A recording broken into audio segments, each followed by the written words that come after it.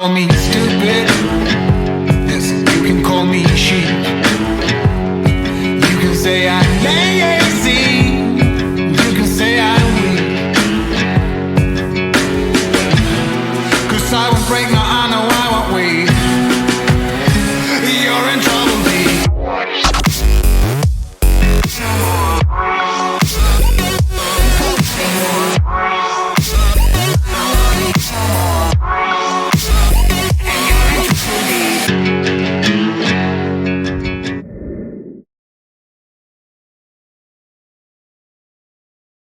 Welcome to our inaugural episode of WNBA Swish. We're pleased to welcome the legend, the best player you all better have heard of, Jackie Stiles. I'm Sean Schultz. Sarva Singh. Hey, I'm Asia. Blake Spadero. We're saving the best for last. That's right. That's why Jackie's here. She's the best. You got this great documentary out there, the Jackie Stiles story, and I'm a documentary junkie, and I think we can all agree that it's one of the best we've seen. As am I. Yes, Hands absolutely. down. Oh, wow. You guys make me feel special. Thank you so much for those kind words. I rented it twice, actually, so. Really? I saw it. I saw it twice. I saw it twice Yes. as well. Yeah, I saw it for the second time last night. Yeah. Oh We all my did too. gosh. I'm blown No, away. Wow. No, because I needed to see if the numbers were real, and I had to look at the paper. I was like, "That ain't right." Oh wait a second. It is. Did you really average 47 a game in high school? Yeah, I did. It's actually kind of embarrassing to admit because I did pass the ball. I did not shoot it every time down the court. So, but no, yes, I did do that my senior year. But our team scored a lot of points. I mean, we'd score in the hundreds, quite often 90s, hundreds. So, yeah. Well, nobody would have complained if you would have shot it every single time down. Because you shot 59. You shot. I would have you if I shot- played against her. You shot 59%. Yeah, the one thing I don't want people to think about, me as a player is that I was unselfish and that I shot a lot. I was very efficient. Even in college, I think I was over 50% from the 3-point line. So I didn't actually take a ton of shots. I wasn't a high volume shooter. I just tried to shoot within our offense and be unselfish and also get my teammates involved, because that was a critical run to our success our senior year when we made the Final Four, because, everybody played their role and was able to score. And they just didn't stand around and watch me because, we were a fluid offense and it took us a long ways. That's good. How many assists did you average? I didn't catch that, or if you remember. In high school or college? Both. I don't remember. I should know that stat, but I don't. I'm not very In good. high school, she averaged 7. What the? Good It's information. like what, 15 today's day? I'm just kidding. Could you still shoot a good 3-pointer if you were on the line today, or does that shot leave you? Oh, I would not be near as consistent and near as athletic, but it's crazy because every now and then in my lessons, I'll just shoot it and somehow it'll go in, and I hadn't even been shooting. So I think a lot of it's muscle memory. I've had over 19 surgeries now. But it's crazy what that muscle memory does. When you've just shot thousands and thousands of shots, it's just like my body remembers. Even my vision's changed a lot with some of my eye surgeries, but it really kind of doesn't matter. I guess I program myself to, be able to do that. What you had a lot of practice time and you put in a lot of work, especially back then. I think that carried to today, but did making the documentary kind of bring you back to what it felt like then, how difficult it was, and any of those old feelings? Oh, absolutely. That was the best part of doing it. It just brought me back to such an amazing and special time, and, getting to see, some of that footage. Back then, it was VHS. It's not like it is now, where everybody had videos on their phone. So I hadn't seen some of that footage. And one of my favorite clips from the movie was, seeing my sister rebound for me in her sandals and her baggy shorts, and her body language was like, this is the last place I want to be right now. And it was so true. Like, I would have to bribe my siblings to rebound for my, 1,000 makes a day workout. But, I've seen the documentary now 6 times, and it's not because I've just watched my movie 6 times, but I've had to go to different premieres, and every single time I cry, and I'm like, what is wrong with you? You live this story. Now you've watched it 6 times and you're crying again. But it's just seeing all those people on, one screen that, made that possible. I mean, I was blessed to have so many amazing people, from coaches, teammates, my family, make that possible. So just to see them and to share that moment with them, I cry every single time. So, I mean, I would too. I mean, I can't imagine what it's like. How long does making 1,000 shots take on a good day? So, okay, I had to use a toss back, and you guys probably don't even know what that is. It was a square net that I set up underneath the basket, and I wasn't privileged to have the gun where it fires balls at you and there's big net and rebound. So that would have cut my time a lot. But I with the toss back, it usually took me 4 hours. And then if I could have a rebounder, it would almost cut it in half. So, Gotcha. yeah. And wow. And what other workouts on top of that did you do to keep, like, your other parts of the body? Oh yeah, I was fanatic about, I knew one thing I could control was being, in the best shape I could possibly be in. It was my goal to be in the best shape of anybody on the floor, because obviously I'm not very big, but the one thing I could control was the fitness aspect. So my dad, being a basketball coach, had me in the weight room at a young age. I mean, I think I started doing some weights in junior high, and then just agility and plyometrics stuff. And then of course I was a 4-sport athlete, so I was constantly training for those sports as well. And I always feel like those sports help my main sport. I know so many people are into specializing, but I wouldn't change a thing, because I believe you can specialize in college. And I'm so grateful that I played tennis, and now that's a lifelong sport. I mean, it's kind of transitioned to pickleball for me. I don't have to cover as much ground. But, I'm so thankful that, I did all those sports. And but I think the extra training helped give me an edge as well. Did you really make your boyfriend get up in the middle of the night and rebound like 1,000 shots for you? Yeah, I was pretty psycho. Yeah. Well, happy So- wife, happy life. So I'm sure he was happy too. Yeah, he didn't have a choice. He didn't have a choice. No, I'm kidding. No, I can remember finding ways into our the arena that we played in at Hammond Student Center. Like, I would literally, security was 24/7, so I begged them to let me in, and then I was able to climb up the bleachers and get to the lights and turn them on. So I found a way to always get my shots in. One of the things I was going to ask, how did it feel to tear up that contract for UConn? I mean, You that's really had that to was- steal my question. Whatever, I got more. Great minds think alike, Blake. Whatever, I got more. You better not steal my next one. No, I mean, that was such a stressful time looking back on that, because that was the biggest decision I've ever had to make at that point. And man, I just thought all of my Final Four schools would have been a great fit for me. And it was Oklahoma, Missouri State, UConn, and Kansas State. And actually, it was the legendary Pat Summitt who gave my dad that advice, because I was struggling so hard with making the decision.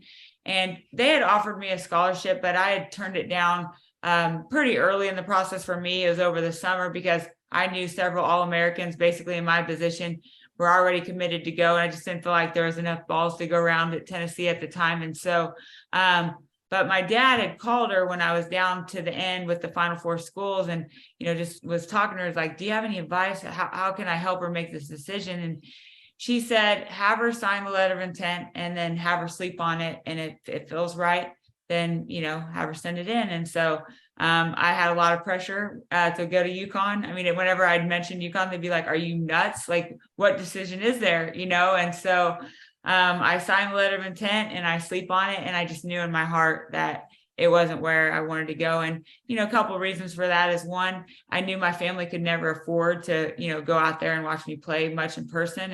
And I wanted them to be a part of my college basketball experience. And then, Missouri State started recruiting me when I was 12 before anyone else did, and started writing me notes junior high. So I went to camp there for 5 straight summers before I actually then committed. And, so my heart was with Missouri State, it ended up being best 4 years of my life. So I'm thankful for Coach Summit having me sleep on that decision, on the UConn, sign the letter of intent to play at UConn. Because, people are like, UConn, what are you doing? Like, why would you do that? But it all makes sense, Yeah. If you went to UConn, you would have overlapped with Sue Bird, what, she was a couple years younger than you? 1 year younger. Yeah, I actually played on a USA basketball team with her, and we were teammates on one of those teams. And man, obviously great player, but great person as well. So yeah, I knew several of those UConn players just through USA basketball and things like that. But If I was, you were on that team and I was your opponent, I just would have put the ball That's down. a Just sick back. walk That's a away. sick back court, man. Yeah, I'm like, I'm not going to do it. No. Wanted to ask, in the documentary, it mentioned about you had a sibling that had passed away. Yes. How did that affect kind of your drive back then and even now? How does it affect you? Yeah. And, a lot of people didn't know about that until the documentary came out. And I always tell people, I speak now to schools and different organizations. And, one of my style staples is, inspiration. And you have to have a reason bigger than yourself to accomplish something great. It just can't be selfishly motivated. There's got to be a bigger reason, a bigger why. And when my sister passed away, I was 12, she was the youngest. Very difficult, but I was bound and determined to honor her with everything that I accomplished. And so she became my inspiration, my driving force. That's why when, I could spend those extra hours making my 1,000 shots a day when everybody else would, go home, because she was my reason. She didn't get the chance to, make something special of herself. So I wanted to make something special of myself to honor her. And yeah, she definitely played a huge part in my success. This day, I bet. Yeah. I was going to ask you, like, was your goal for this documentary, was it to have smaller players like, say, me? Like, I was 5'2". I was one of the smallest players on my college team. I've had people doubt me ever since, my high school days as well, because I was a smaller player. But was your goal for this, to have smaller players get the drive or inspiration to say, hey, if Jackie did it, why not me? Yeah. So when the producer, Brent Huff, or the director, contacted me out of the blue, and this was like 3 years ago because COVID's kind of slowed things down. He just emails me randomly, says, I want to make a movie about your life. And I was like, really? My life? And then I'm like, is this guy legit? And he actually sent me several things that he'd done. I was like, wow, he's really talented. And then I knew after our first interview, my story was in good hands. He knew more about me than I knew about me. But, when I was deciding, like, do I do this? Because people think that you're going to get rich from a movie or a documentary, and you actually don't get paid. And I've learned a lot about the movie business, because, you don't get paid for documentaries because they want the story to stay authentic. And so, I thought, should I do this? And I was like, you know what, if I can help one person, be better and do more, then it's well worth my time. Because I just really believe our greatest legacy is every human life we impact for the better. And if you can learn one thing from my story, it's, if I can do it, then why can't you? I've always been a believer in the growth mindset. I've never been walking around and somebody said, you must play professional basketball. I have never, ever gotten that, ever, so I'm 5'8". I'm from a town of 600 people, 23 in my graduating class. And if you have a dream and you're willing to work for it, and not only work for it, but believe in yourself, and believe in yourself through those difficult times, because there will be hard times. It will be tough, because it's not worth accomplishing if it's not hard. And you just have to keep believing, keep working through those tough times, and surround yourself with incredible people, which I was so blessed to have. And you can accomplish anything. Absolutely.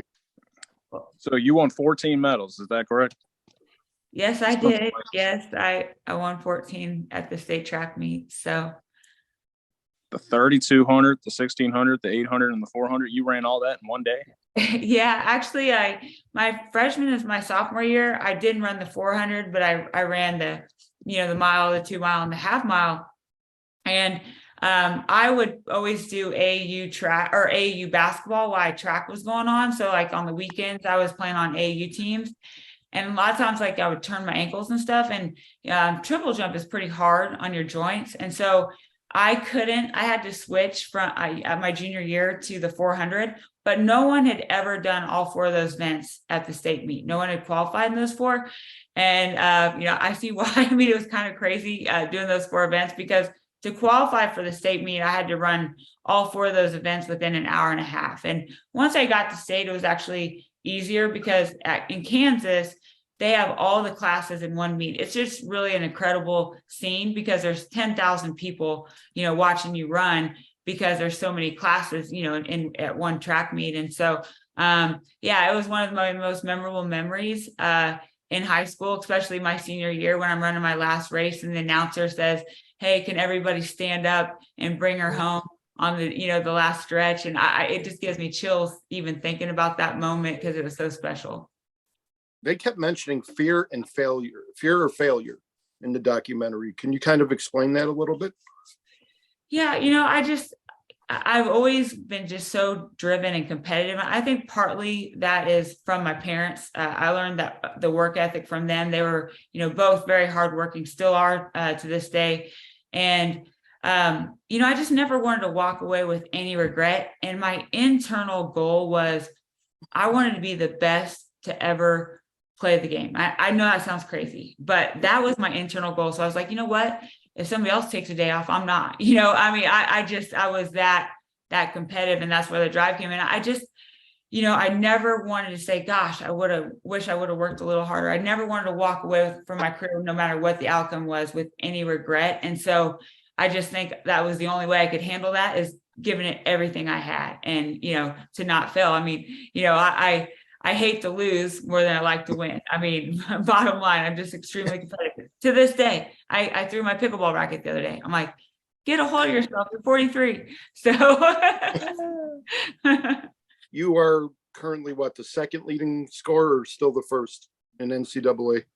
No, I'm not the first. I know Kelsey Plum beat my record. I believe it was in 2015. So How was that? Yeah, Was that yeah, kind that of was- a good moment, or was that kind of like oh damn, type No. of thing? absolutely a good moment. Records are meant to be broken, and I was about to say that. I really feel like I had, I could take some credit for her breaking my record, because when I got into college coaching, actually her team was my very first game to watch as a college coach, and she wore number 10, and I just saw myself in her, like the way she had the mid-range game, the way she could shoot the 3, the way she could take it to the rim. Same size. Same Yeah. size, yes, Yeah, same everything. size.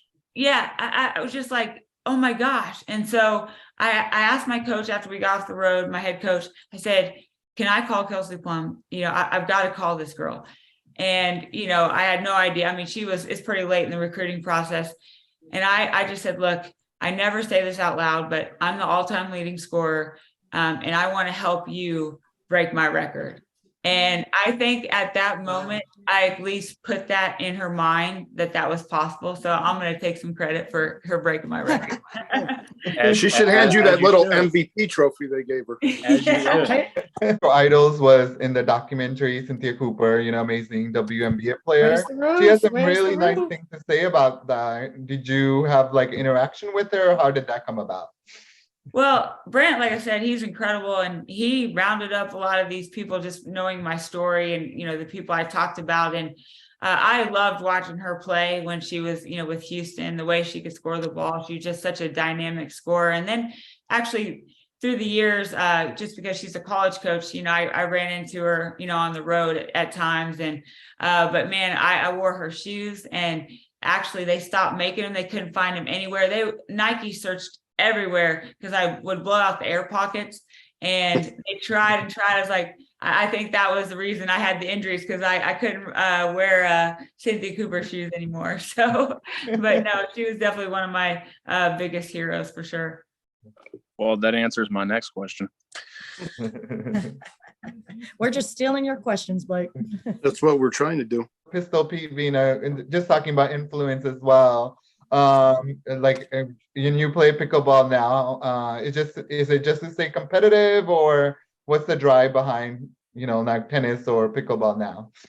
Yeah, well, so yes, Pistol Pete was definitely one of my heroes. I read all the books about him, and I just saw myself in him as far as like how he approached practice and his drive, and our injuries were similar, kind of a similar experience for me when I hit the pros. So I just really could relate. He broke the all-time scoring record, and I remember reading about how he dealt with those things, and just so, I would watch anything I could get my hands on about him. There wasn't a lot because, just the time period. And then, I've just always had that kind of void of, I want to compete ever since my careers ended. And, I've got into different things. I've been into cycling at one point. I tried to qualify for the Olympic trials and the marathon. I mean, you name it, I've gotten into it, and I don't do anything halfway. So I started playing pickleball a little over a year ago, and now I have a pickleball court in my backyard. But yeah, that's the one thing I can still do that my body allows me to halfway do it and be, kind of competitive, I guess. So I can't do it, and I'm a couple years younger. So one thing in the documentary they mentioned was you got very pissed off at the Duke game. What was that about? Sean, damn, that's like the third one. You're welcome, Blake. You're welcome. Well, one of the reasons is like no one gave us a chance for us to do. Everybody was saying that our run was about to come to an end, and I just, that bothered me, because I believed this is how confident I was in our team, and I can't believe I said this out loud, but I did. So we thought we were going to get to host the first two rounds, because at that time the top 16 teams got to host, and they also looked at attendance, and we were one of the highest attended games at that point. And we not only didn't get to host, but we were going to get sent to clear across the country to New Jersey, and we had to play Toledo and then Rutgers. And then we had to go clear across the country to go to Washington and play, then Duke. Well, I remember addressing the crowd in Hammonds because, we had a packed house, watch party. Here it is, so disappointing because we're not only not playing at home, but we're playing clear across the country. And when I addressed the crowd, I said, this will not be the last time that we play in the state of Missouri, because the Final Four was in St. Louis. So I just had that kind of confidence in our team and what we were trying to achieve. Are you ever going to retire?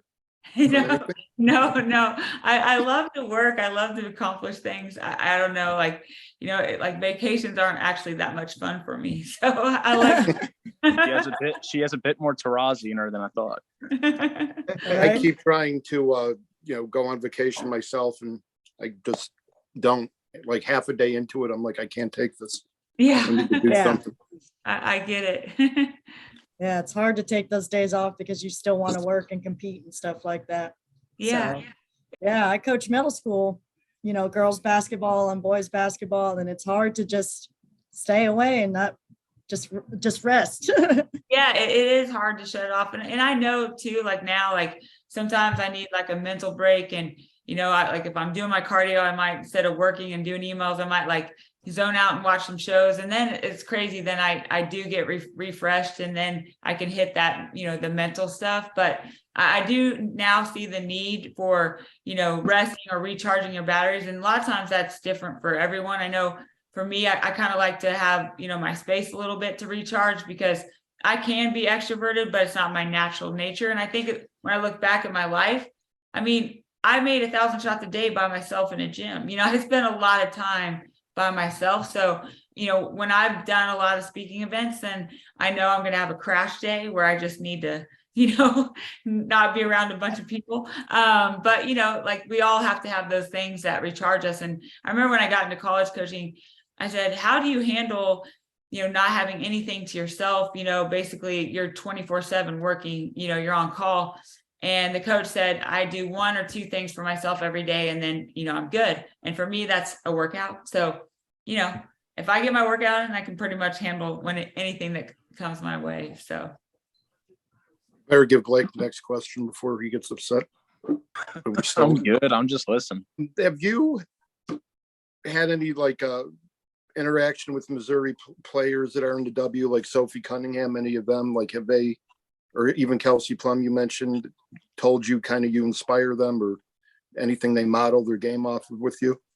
No, well, Sophie, I actually recruited at one point when I was a college coach.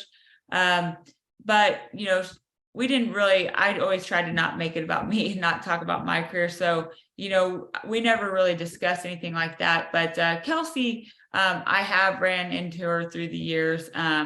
And she's always been very complimentary of my game and, what, she saw and all those things. But I don't know. I'm sure I was too old for any of those girls to look up to, but it's kind of crazy how, it's kind of come full circle, because a lot of my camps right now are the biggest they've ever been, which is crazy to me.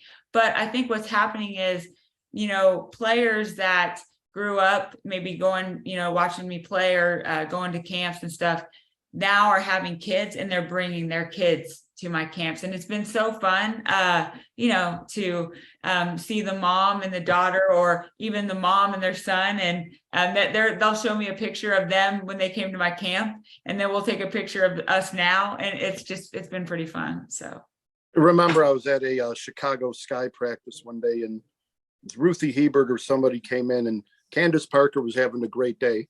And Ruthie holds up this 6th grade project she did of Candace, who was her hero at the time. And that just made Candace feel old as hell, and her face just went down.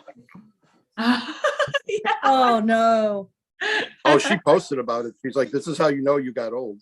Yeah. Something I had a personal curiosity about, like, your career, obviously, and unfortunately was cut short because of injury. Even back when I played, they had a habit of suppressing injuries, especially things like concussions, sprains. Did you ever feel pressured, without naming names, by coaches, the league officials, anybody like that, to play on an injury or come back sooner than you were ready?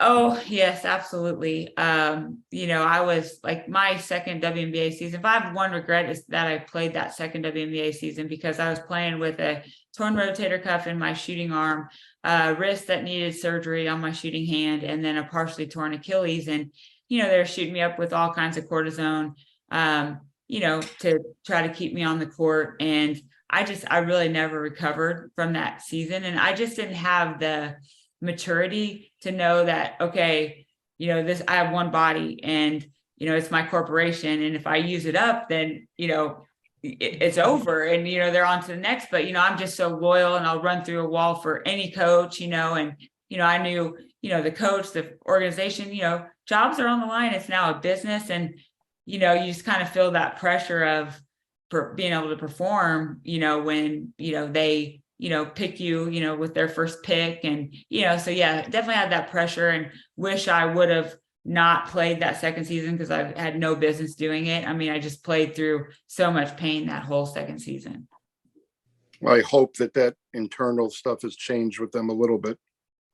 Yeah, I believe so. It just, so much has changed, regarding injuries. I always tell people I'd still be playing if I had the knowledge, that I know now. Because I mean, bottom line, I had to overtrain, but now I know how to take care of my body to handle the overtraining. Whereas, back then there was no such thing as recovery, or, you just, you didn't do, any of that kind of stuff. Like, just, you didn't, so.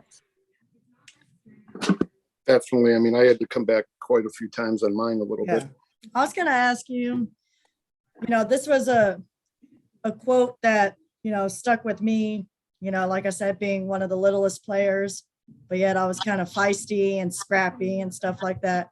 So this quote, and though she be but little, she is fierce, by William Shakespeare.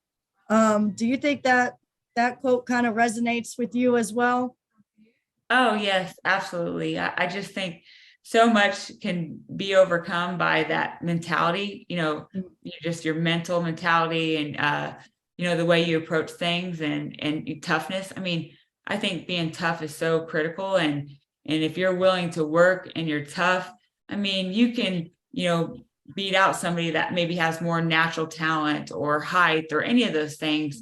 If you have that feisty competitive spirit, and, it sounds like you definitely had it, and, it can take you a long ways.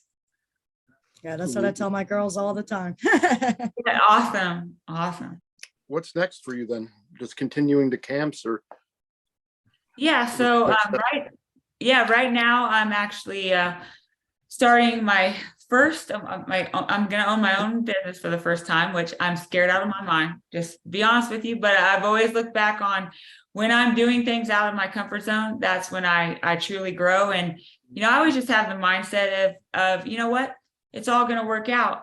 And if you do that, you enjoy the journey, and then, okay, worst case scenario, let's say my business fails, then you know what? I learned a heck of a lot in the process. So, I'm doing a next gen fitness, and it's a private personal training business, and it will be open hopefully the month of December. So, pretty busy with that. And then I also will continue to do my camps and my speaking. And I had no idea. I was just going to do some lessons, until my gym was open, and COVID kind of, slowed those things from happening. And so I was just going to do it while, to have some income. And then it really just all took off. I believe it's God's plan, like I was meant to do that. So I'm going to try to do both. I'm going to have a manager in my personal training studio, and then continue with the basketball camps and the speaking. So. Doing great at it. I see it skyrocket off social media. Yeah, I just went to the website. It was great. Yeah, for sure. Well, thank you guys so much. Yeah, if anyone ever needs me, because I always say this, like I was very selfishly focused the first half of my career, and now I just want to give back and help others, because so many did that for me. And so if I can help anybody, just contact me at JackieStiles.com, and I always respond to every email. Sometimes every now and then you might have to give me a couple of days, but I always respond to everyone and help if I can, for sure. Yeah, and just in my personal interactions with you, doing the interviews and emails and whatnot, you've always been kind and just pretty amazing and understanding. So thank you. Oh, happy to help, and you all are doing such a great thing in growing our game. So I appreciate all of the effort that goes into this. I know how hard of work, how much work it is to do this, and so thank you for all you do. I really appreciate it. Absolutely. You can find the Jackie Stiles story pretty much anywhere. I think it's $2.99 or $3.99 on YouTube, Vudu, everything you can find. A pretty amazing documentary. It really is great. It is. It is. There was a Lakers documentary I liked, but yours just kind of kept my attention, and I got a little mad at the end because it was over. I'm serious. Oh, wait a minute, where's the next episode? Yeah. I need to hang around you guys more often. You make me feel really special. I'm gonna have a bounce in my step tonight, let me tell you. Jackie's documentary, Last Dance. I'll go with Jackie's. Oh, Yeah, Jackie's documentary isn't falsified. I'm just saying. I wish I other had people. this. Right. I wish I had this documentary when I was playing in high school and college, because, that would have inspired me even more, Hey, Asia, it's not the size of the dog in the fight. It's the size of the fight's dog. Yeah. Well, Jackie, we appreciate you coming on, and definitely Yes, everyone thank you. check out Jackie's website and her camps and the documentary. It is amazing. Watch it. Really, thank you. I can't. Yeah. Thank you guys. All right, let me know if I can help you ever again. Thank God you. bless you, ma'am. Jackie. Thank you so much. All right, bye.